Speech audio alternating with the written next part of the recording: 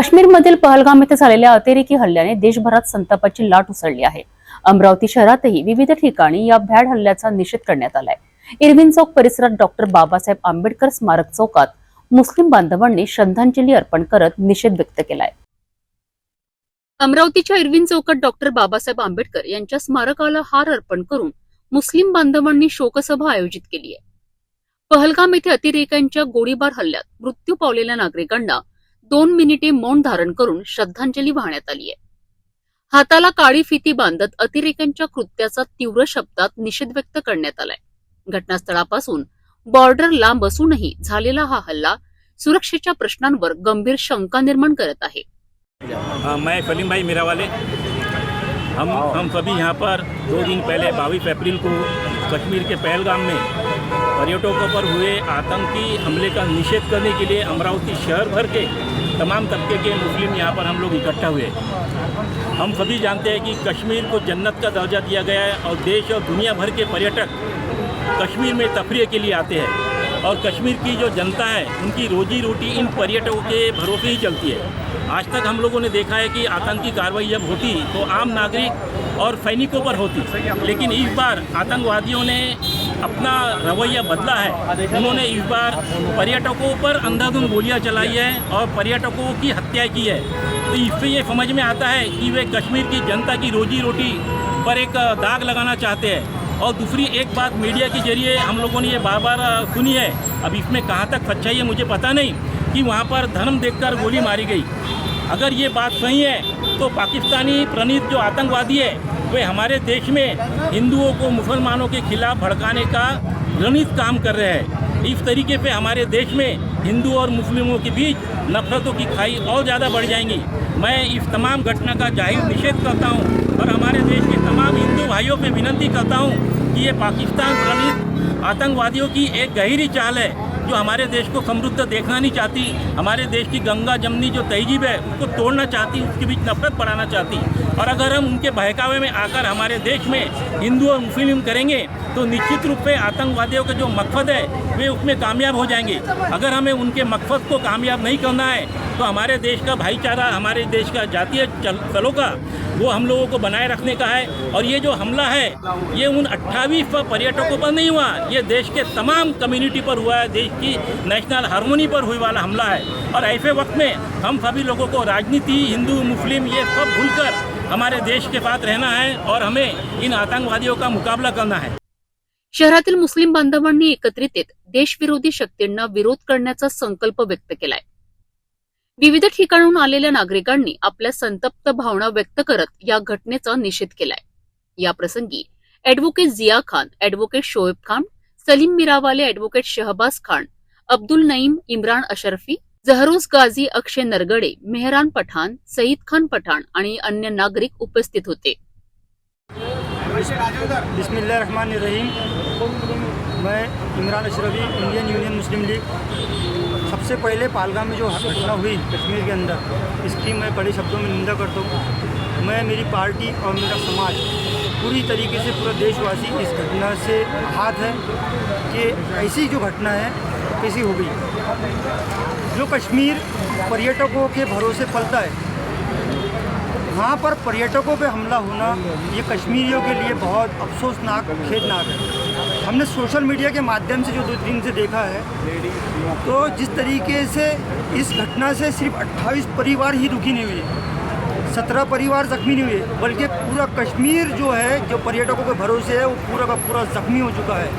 क्योंकि 370 हटने के बाद 6 महीने कश्मीरी घरों के अंदर है। उसके बाद में लॉकडाउन हुआ, लॉकडाउन के अंदर 2 साल कश्मीरियों का व्यवसाय जो पर्यटकों के भरोसे चलता है वो ख़राब हो चुका था। आज 2023 और 2024 में जो पर्यटकों की भीड़ कश्मीर में जो दोबारा लौटी, उससे कश्मीरियों के चेहरे पर जो खुशी आई, उस खुशी को मातम में बदलने का काम इन हरामखोरों ने किया है। तो मैं और मेरा समाज इस आतंकवाद के खिलाफ में कड़ी शब्दों में निंदा करता है। और साथ ही साथ ये बात कि जिन लोगों ने ये कृत्य किया है उनको तो सज़ा मिलनी चाहिए, मगर जो इनके पीछे है उनको भी सज़ा मिलनी चाहिए। और ख़ास करके इसमें जो नाम आता है हमेशा पाकिस्तान का, तो हम भारत सरकार से, जो कि बहुत सक्षम है, देश के प्रधानमंत्री सक्षम है, गृह मंत्री सक्षम है, रक्षा मंत्री सक्षम है, भारत सरकार सक्षम है उस सक्षम सरकार से हम ये अनुरोध करते हैं कि ये 28 परिवार को अगर सही श्रद्धांजलि आपको देना है तो पाक ऑक्युपाई कश्मीर, जो कश्मीर पाकिस्तान के हिस्से में कब्जे में है, वो कब्जे वाले कश्मीर को छोड़ाकर भारत सरकार भारत के नागरिकों को दे, तो ही ये सही श्रद्धांजलि हम समझेंगे। और ऐसी श्रद्धांजलि भारत की आम जनता, आम नागरिक चाहता है कि ऐसी श्रद्धांजलि भारत सरकार दे, ताकि बार बार की जो हमेशा की जो घटनाएं हैं कश्मीर में जो होती रहती है, पूरे देश के अंदर होती रहती है, ये सारी घटनाएं बंद हो जाए। जो पाकिस्तान ऑक्युपाई कश्मीर, भारत का हर नागरिक चाहता है कि इस मूवमेंट को, इस आपदा को सही अवसर में बदलना है। यहाँ जैसा कि कुछ राजनेता इस आपदा को हिंदू मुसलमान करना चाहते हैं, बल्कि हिंदू मुसलमान ना करते हुए जो ऑक्युपाई कश्मीर है, जो पीओके है, जो हमारा है, वो हमारे वापस लाकर भारत सरकार दे दे, तो ही ये 28 परिवारों को और जो 17 जख्मी परिवार है उनके घर को सही श्रद्धांजलि हमें अर्पित होगी, ऐसी हमारी मांग भारत सरकार से। या घडलेल्या घटनेने अमरावतीसह संपूर्ण देशभरात संतापाची भावना निर्माण झाली आहे। 22 अप्रैल 2025 को जो पहलगाम में जो घटना हुई, जिसमें निहत्थे और मासूम लोगों पर अंधाधुंध गोलियां चलाकर उनकी जान ली गई, मैं उस घटना का तीव्र शब्दों में उसकी निंदा करता हूं। और इस घटना को जो लोगों ने अंजाम दिया, मैं भारत सरकार से ये निवेदन करता हूं कि उनको फ़ौरन ढूंढकर उसी जगह लाकर उसी अंदाज में उनका इनकाउंटर किया जाए और जो इसमें शहीद हुए हैं उनको न्याय दिया जाए। उसी तरह जिस तरह हमने देखा है कि कश्मीर एक हाई अलर्ट स्टेट है, लेकिन उसके बावजूद वहाँ पर पर्यटकों के ऊपर इस तरह से आतंकवादियों का हमला होता है, तो कहीं ना कहीं इसके अंदर सिक्योरिटी का भी लैप्स हुआ है। तो मैं ये चाहूँगा कि भारत सरकार इस एंगल से भी कि भाई ऐसा क्या वजह थी कि वहाँ सिक्योरिटी वहाँ क्यों नहीं थी, इसका भी इन्वेस्टिगेशन होना चाहिए। और अगर इसके अंदर कोई दोषी है तो उनके खिलाफ में भी उतनी सख्त कार्रवाई होना चाहिए जितनी आतंकवादियों के खिलाफ होती है। क्यों कि आतंकवादियों में और इस तरह के अगर कोई अधिकारी है तो जानबूझ के अगर इस तरह के मामलात के अंदर अपने आप को इन्वॉल्व करते हैं तो वो भी उतने ही दोषी है। मैं मुस्लिम समाज की तरफ से और अमरावती वासियों की तरफ से इस घटना का निषेध करता हूं और उम्मीद करता हूं कि भारत सरकार इसके अंदर आरोपियों को जल्द से जल्द पकड़ के लाकर और जो लोग इसके अंदर शहीद हुए हैं उनके परिवार को उनको न्याय देंगी। उसी तरह मैं पूरा समाज की तरफ से मैं ये आश्वासन देता हूं कि इस मुश्किल घड़ी में, इस दुख भरी घड़ी के अंदर पूरा मुस्लिम समाज, जितने भी पीड़ित परिवार है, चाहे वो शहीद हुए हो या जख्मी हो, हम उनके साथ कांधे से कांधा लगाकर खड़े। सर्वांनी एकमताने देशाच्या सुरक्षेसाठी कठोर पावले उचलण्याची मागणी केली आहे। मी अब्दुल नईम,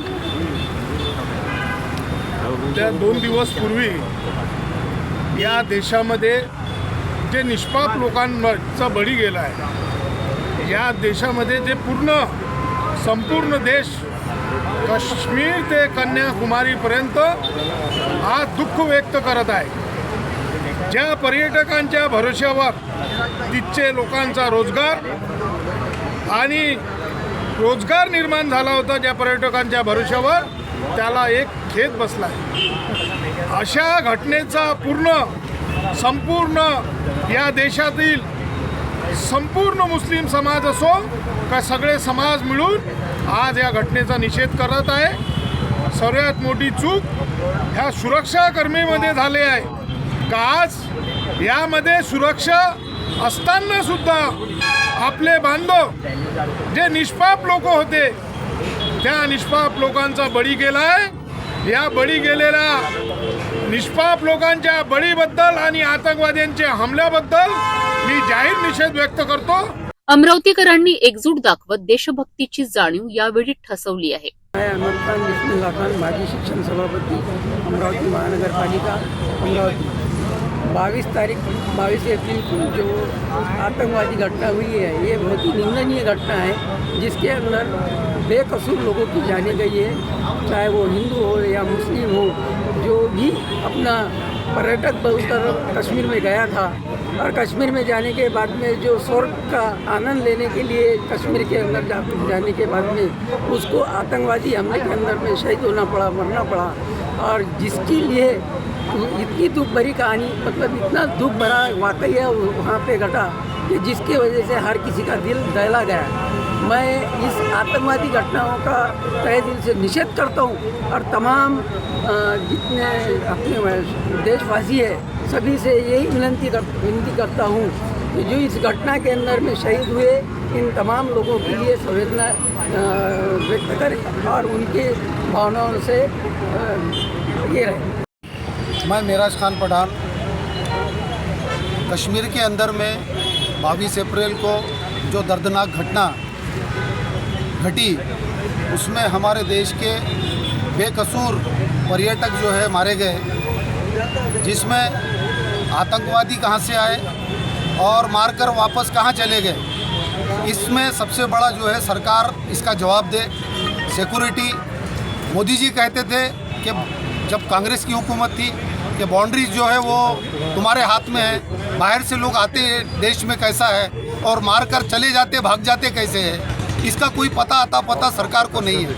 तो हमारे देश में इस तरह की घटना क्यों होती है और देश में यहाँ के जो है कश्मीरियों ने अपने खांदे पे, अपने घरों में, अपने निवाले जो है तो पर्यटकों को खिलाए, उन्हें अपना मेहमान माना और यहाँ के सारे देश के चाहे वो कोई भी धर्म से, जात से, पंथ से हो, सबको इस बात का दुख है कि जिन लोगों के लोग मारे गए हैं उनके परिजनों के साथ में हमारी संवेदनाएं, हमारा दुख बहुत ज़्यादा है। हम उसे महसूस नहीं कर सकते, ना बयान कर सकते हैं। लेकिन जो बार बार घटनाएं जो देश में होती है और हिंदू मुस्लिम का एंगल ढूंढा जाता है, इसके ऊपर मेरा निषेध है। हम चाहे जो भी हो, मरने वाले हमारे देशवासी हैं, हमारे भाई हैं, उनके ऊपर में जो अत्याचार हुआ है वो और आगे भविष्य में कभी ना हो, इसके जो है सरकार ने दखल लेना चाहिए, दोषियों को ढूंढना चाहिए और वहीं पे बैसरन घाटी में लाके उनको पहलगाम में जो है देश के दुनिया देखे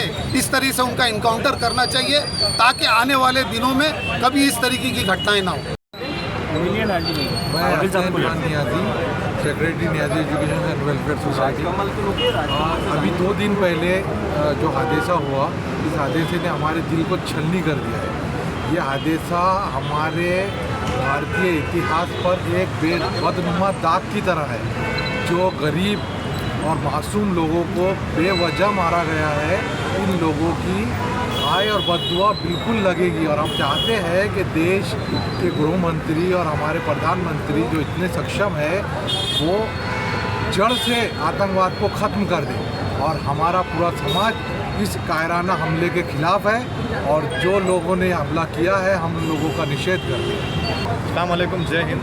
मैं एडवोकेट शाहजेब खान। देखिए, जो पहलगाम में जो घटना हुई बहुत ही ज़्यादा दुखद है, लेकिन उसके बाद में जो वीडियोस मैंने देखे उनके परिवारों के, किसी एक की वाइफ का मैं वीडियो देख रहा था, वो कह रही थी कि मैं वहाँ पर बाजू में बच्चे को खाना खिला रही थी और मेरे हस्बैंड कहीं फ़ोटोज़ खींच रहे थे। उसके बाद में मुझे दूर से गोलियों की आवाज़ आई, तो जो कि मैंने कभी गोलियों की आवाज़ इसके पहले सुनी नहीं थी, तो मुझे समझ नहीं आया कि गोली चल रही है। मैंने पास में खड़े एक दुकान वाले से पूछा करके किस चीज़ की आवाज़ है, तो मुझे बड़ा डरा हुआ नज़र आया। दोबारा गोली की आवाज़ आई तो हम सब भागते हुए गए, तो हमने देखा करके आतंकी सभी आदमियों को एक तरफ करके गोलियां मार रहे थे। उस वक्त मुझे कुछ सूझा नहीं, ऐसा उस महिला ने कहा। साथ ही साथ उस महिला ने ये कहा कि जब मुझे गोलियों की आवाज़ आई तो डेफिनेटली सैनिकों को भी गोली की आवाज़ आई होंगी। उस वक्त वो कहा था अगर मैं दूर से भाग के आई तो बाकी सैनिक भाग के क्यों नहीं आए। तो ये एक बहुत बड़ा सवाल मेरे मन में आता है। दूसरा सवाल ये आता है कि जो पहलगाम है ये LOC से 400 किलोमीटर दूर है। एक टेररिस्ट फुल्ली आर्म इतने सारी गोलियों के साथ में एक एडवांस्ड राइफल्स लेके 400 किलोमीटर अंदर इतनी सिक्योरिटी के साथ में इतने बड़े मुल्क में हिंदुस्तान के अंदर आ जाता है और किसी को मालूम नहीं पड़ता। तो मुझे ऐसा लगता है कि ये बहुत बड़ी साजिश है। तो सरकार को इसके अंदर एक अच्छा इन्वेस्टिगेशन करने की ज़रूरत है, क्योंकि ये अगर आपने इसको अच्छी जड़ तक अगर आप पहुंच गए तो शायद आप हिंदुस्तान के अंदर जो पनप रहा है, जो आतंकवाद पनप रहा है, शायद आप उसकी जड़ तक पहुंच जाएंगे। तो मेरा ये सरकार से निवेदन है की आप जो इसके मुजरिम हैं उनको आप कड़ी से कड़ी इसकी सजा दें। काश्मीरमधील भ्याड हल्ल्याचा अमरावतीत ठिकठिकाणी निषेध होत आहे। देशाच्या सुरक्षेसाठी सर्वांनी एकत्रित यावे अशी भावना अमरावतीच्या नागरिकांनी व्यक्त केली आहे।